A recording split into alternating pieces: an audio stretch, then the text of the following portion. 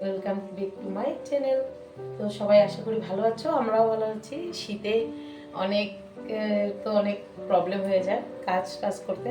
আমার তো বিশেষ করে প্রবলেম হয়ে, তো আমি দেখো পুরো পেক হয়ে আছি। স্নান দান করে পুজো টুজো দিয়ে এখন রেডি।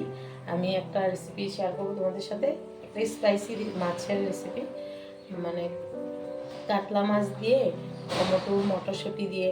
এই রেসিপিটা ঠান্ডাতে খেতে ভালো লাগে, কারণ অনেক স্পাইসি হয়, আর গরমে এটা ভালো লাগে না।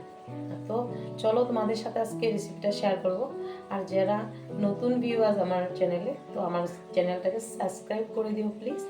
আর লাইকটা তো করতে ভুলবেই না, আর শেয়ারটা ইচ্ছে হলে করো, না হলে নাই। তো চলো আজকের রেসিপিটা তোমাদের সাথে শেয়ার করি। আর তোমাদের ওই দিকের ওয়েদারটা কেমন আমাকে কমেন্ট করে জানাবে। আমাদের এদিকে প্রচণ্ড বৃষ্টি, ঝড়, তারপরে শিলাবৃষ্টি অনেক হয়েছে, তো অনেক ঠান্ডা, রোদ কিছু নেই। তো চলো রেসিপিটা তোমাদের সাথে শেয়ার করি। পোকা একটা আমার মুখের সামনে আসছে। দেখো কাতলা মাছ এনেছে, লোকাল কাতলা। তো ওইটাকে ভাজবো এখন। তেল কড়াইতে দিয়ে দিচ্ছি, তেল গরম হয়ে গেছে। আর আমি মাছগুলোকে নুন হলুদ দিয়ে মাখিয়ে তারপরে এখন ভাজবো।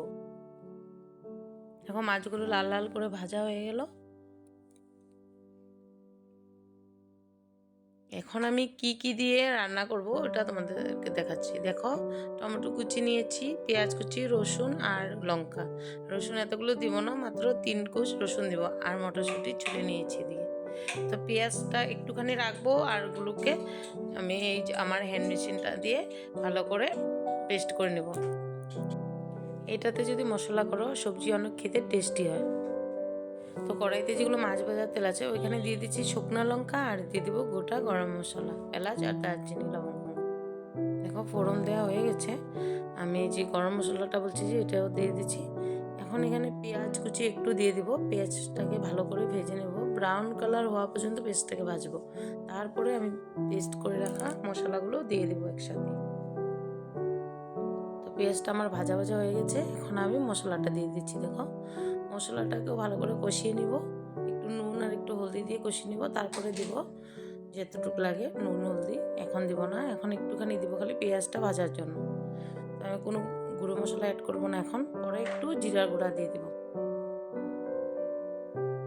এখন মশলাটা ভালো করে কষিয়ে গেছে, এখন মটরগুলো দিয়ে দিচ্ছি।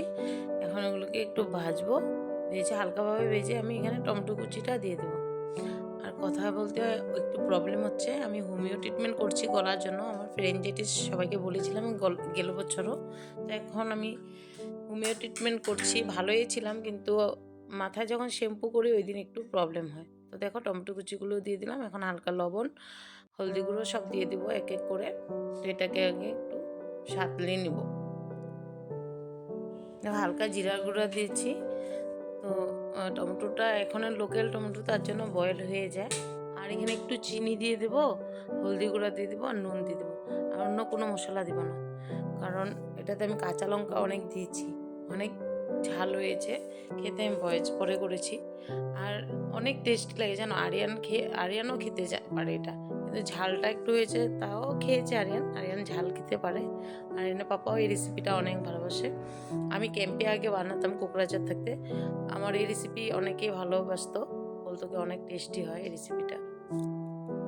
দেখো টমেটোগুলো ভালো করে সিদ্ধ হয়ে গেছে। এখন এখানে একটু আমি মশলা ধুয়ে যেটাতে করেছি ওটা জলটা দিয়ে দিচ্ছি হালকাভাবে। এটাতেও আমি আর একটু কষিয়ে নেব, তারপরে লাস্টের জলটা দিয়ে দেব। জলটা দিয়ে মাছগুলো দিয়ে দেবো। এটাই রেসিপি। রেসিপি বানাতে তো ভালো লাগে, কিন্তু একা হাতে রান্না করে খাই, সব সংসারের কাজকর্ম সব নিজেই করি। বর কখনো হেল্প করে, কিন্তু রান্নাতে কখনো হেল্প করে না, কেননা ও রাঁধতে জানে না। তার জন্য ভাবছি এবার ছুটি গেলে ঘরে যাই আর শ্বশুরবাড়িতে যাই। ঘরে তো গেলে করিয়ে না কিছু, শ্বশুরবাড়িতে গেলে একটু রান্নাবাড়ি করি, একটু কি করি, বেশ সব কিছু করি। তো এইবার গেলে আর কিছু করব না ভাবছি। আরিনা পাপা বলছে, ওর পাপাও বলছে যা এবার আর তুমি রান্নাবাড়ি করবে না কোথায়ও গেলে, তো টেস্ট পাবে অন্যরা থেকে। দেখো একটু হালকা গরম মশলা গুঁড়ো দিয়ে দিচ্ছি, আর দিয়ে দেবো একটু ঘি আর ধনে পাতা কুচি। তো ওটাতে আমার রেসিপিটা কমপ্লিট হয়ে যাবে। আর হয়ে গেছে, আমি গ্যাসটা অফ করে দেব এখন। এই যে দেখো ঘিটা দিয়েছি, খেতে কিন্তু অনেক ভালো লাগে। সবাই ভাবতে পারো মাছে ঘি দিয়েছে, না, অনেক টেস্টি এই রেসিপিটা। মাছের কালিয়া টাইপের হয়, কিন্তু অনেক ভালো লাগে খেতে। সত্যি একবার বানিয়ে খেয়ে দেখবে, চিতল মাছ রান্না করলেও এমন করে অনেক ভালো লাগে। তো ওইটাই, মানে নিজে হাতে রান্না করে খেতে আর ইচ্ছে করছে না, একটু অন্যের হাতের খাওয়ার টেস্টও নিব। তো এবার ছুটিতে গেলে আর রান্নাবাড়িতে ঢুকবো না। তো দেখো আমার রেসিপিটা ভালো লাগলে তোমরা নিশ্চয় বানিয়ে খাবে, আর লাইক শেয়ার আর সাবস্ক্রাইব করে দিও। সাবস্ক্রাইব করে দিও। আর সবাই ভালো থাকো, সুস্থ থাকো। দেখা হচ্ছে আর একটা ভিডিওর সাথে। আর অতি শীঘ্রই আমরা যাব ছুটিতে, আরিয়ানারও উইন্টার ভ্যাকেশন। তো আজকের জন্য বাই, টাটা, বাই বাই।